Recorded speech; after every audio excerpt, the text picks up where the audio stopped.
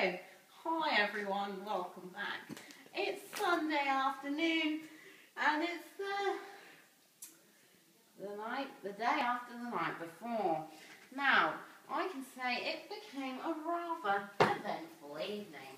I've got to go home soon to Alba, so I'm packing my case. But that doesn't mean I can't tell you about last night's events, which were quite simply horrendous. After the meal, we thought, let's go and take a look in Andorra, where there's a new bar called Los Amigos. We thought it'd be buzzing, music, a DJ, at least a few dancers. There was none of that. It was quite simply dead. So, we decided to head back to the local area and see what we could find. Well, we found a new bar called Valerie Club. Thanks, Laurie, you're such a help. So, we found a new bar called Valerie Club, and it was a bit like Austin Palace Shag Pad. I liked it a lot. It had swivelly zebra print chairs at the bar, and the drinks were, let's just say, a healthy size. If you ordered a cocktail, you got half a fruit bowl in there as well.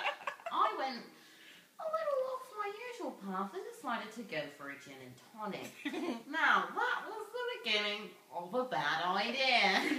I must have got at least half a bottle of gin and a little bottle of tonic with a dash of lemon. Sarah ordered Malibu ananas, and she got a rather nice little arty sculpture on the top with some coconut and pineapple.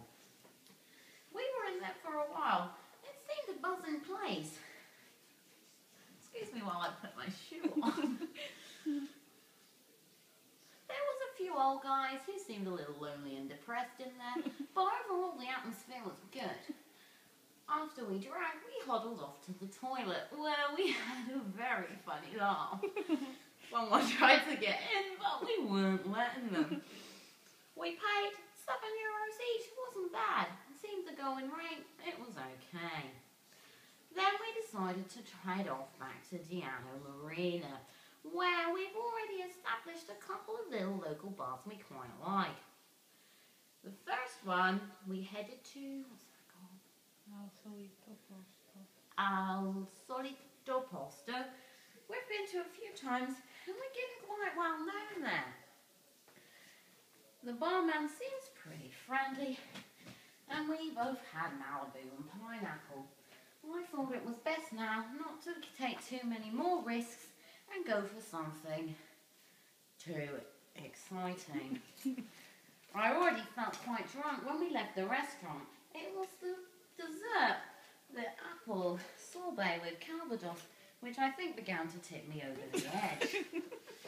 So, anyway, at the bar, we were drinking, laughing, chatting, having a good time.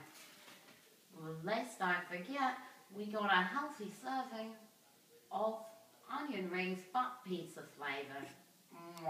They were beautiful. Anyway, so the onion rings were flowing freely, and then what did the barman do? He had a little chatty with us. He wanted to know where we were from. We're a bit special around here. We're different. We're unusual. We're unique. Anyway, we were given some free shots. Now, the first one was called a brain. It was something quite fruity and sweet with some Baileys on the top to look like a brain. I quite liked it. It was tasty. Next thing we know, there's another one in front of us. Now, I don't know what this was. It was a mystery. The Sambuca. Oh, the Sambuca. Thanks, Sarah. You're so helpful. Everything's a bit blurry. Next one was Sambuca. I'd never had Sambuca before, and I liked it. It was licoricey and tasty. This is the dress where the crime was committed. I slept in it last night. Anyway, I keep saying anyway. So, the third shot. The third shot was the mystery shot. Yes. It was strong. All I can say was the only thing that could cool down the burning was to take a sip of Malibu. I still felt okay at this time, and I went off to the toilet. I was feeling a little bit drunk, but I could do the straight walk to the toilet and back without tripping over. My mother always said, if you can get to the toilet and back okay, you know you're alright. So, upon my arrival back, what was on the table but 2 glasses of creme de menthe? Now, I do like a little bit of that, but I'm not sure that was the right thing to be doing at that time, because we drank it, and then that was it. I had a bit more Malibu. Sarah seemed alright at this point. She said a few times she was going to be sick, but I was encouraging her to drink. Drink the shot, Sarah. It doesn't matter that you've got to drive. I know you'll be alright. Well, Sarah then went to the toilet. No, before that I went outside for a cigarette, where Sarah sprayed me with her Malibu.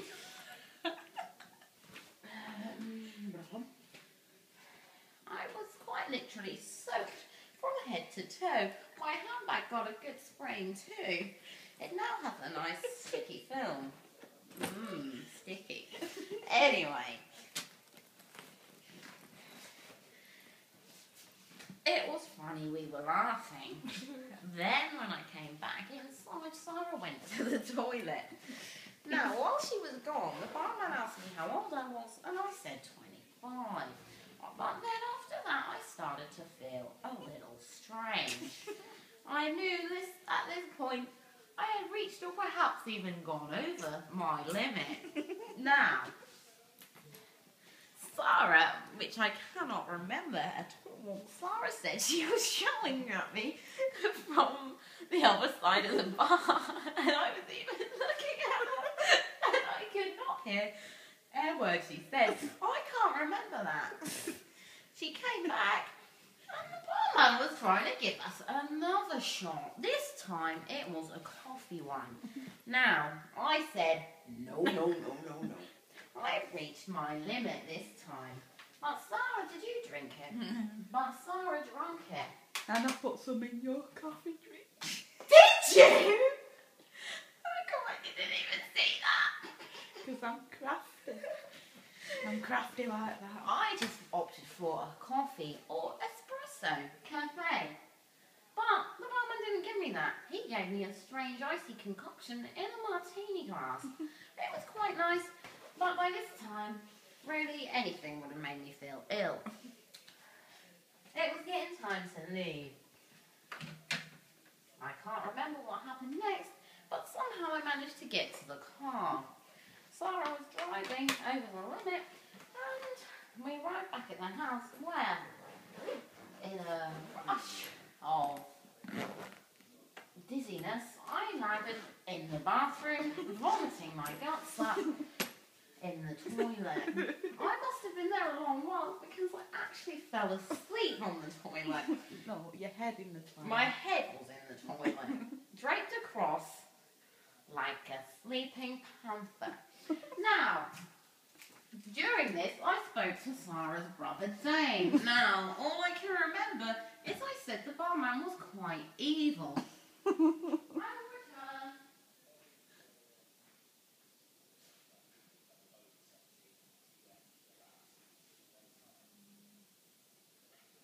Now he was, because he took advantage of 2 young English girls out on a night out. He knew Sarah was driving, and he knew I was pretty fucking gone. But he still was trying to persist, although he did give us discount and only charged us €20, when it should have been 28. But to be fair, I didn't drink my second drink, and I don't think Sarah finished hers. Most of it. Did I? I did. Sarah drank most of hers.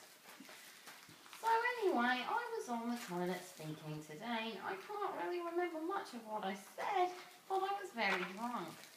Then Sarah finally managed to drag me into the bedroom, where I managed to get my boots and tights off. Then I had to run back into the bathroom to be sick again. I was retching a lot. It was orange from all the pizza rings we'd eaten.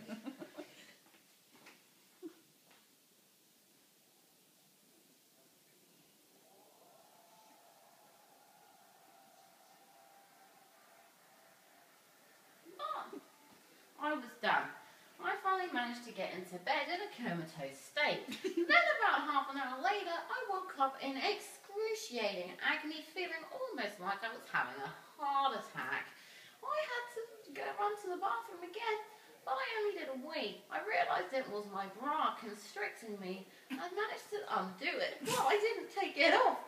And when I woke up this morning, it was kind of round my neck. I don't know how that happened, but I can say I felt better for releasing it. That's about all that happened, really. As you can see, the pillow is quite literally encrusted with my black makeup.